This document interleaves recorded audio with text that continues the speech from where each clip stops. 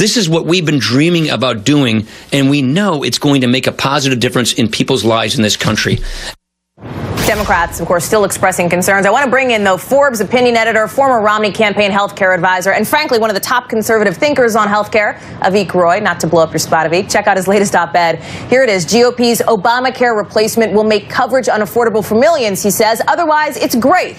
Not snark, according to Avik. Back with me, of course, Heidi and Ashley as well on set. Avik, I want to get right to you. We should point out, you've been a critic of Obamacare. You also have concerns, though, about what Republicans are now calling this American Health Care Act. You're breaking it down into the good, the bad, and the terrible. So break it down with us. Let's start with the good.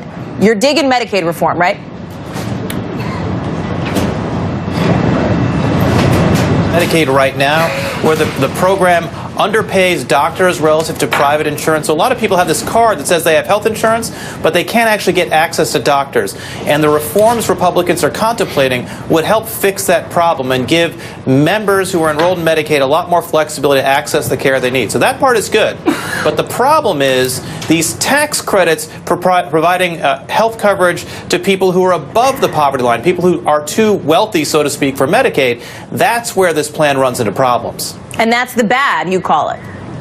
Yeah, so basically the challenge there is that the plan basically has this flat tax credit that offers about $3,000 for a middle-aged person to buy health coverage that they want. It sort of phases out now if you make six figures or so. The problem with that is that level of assistance isn't enough for people who are really, really poor, whose incomes are just above the poverty line. It's not enough for people who are really sick, who otherwise would face really high premiums. So what the Paul Ryan plan is going to do is it's going to increase subsidies for high-income people who don't need the help, and it's going to decrease assistance for people who are low-income or sick and price them out of the market and lead to millions of people not being able to afford health insurance.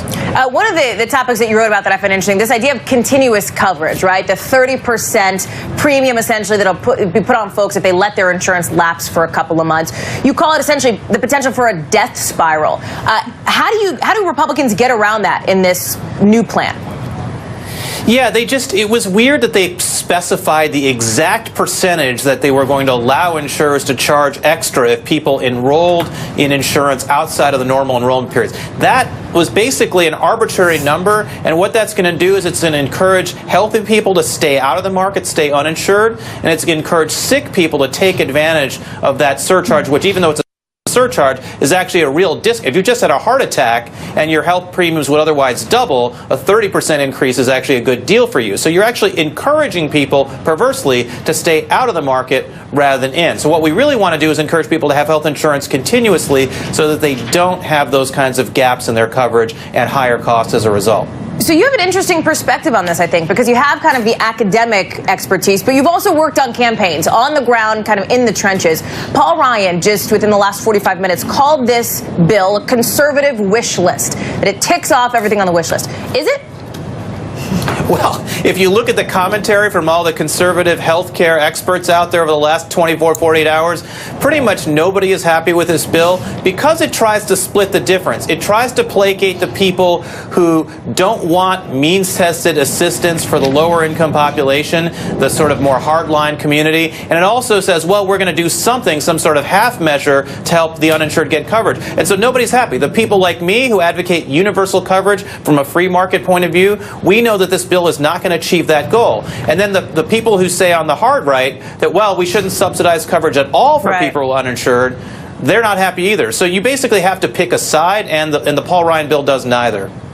One thing that's not in this bill is letting people buy insurance plans across state lines. The president has said this is going to be rolled out sometime in the next couple of phases, potentially. Talk about that. Would that bring in more competition, drive down costs? How essential is that to this plan?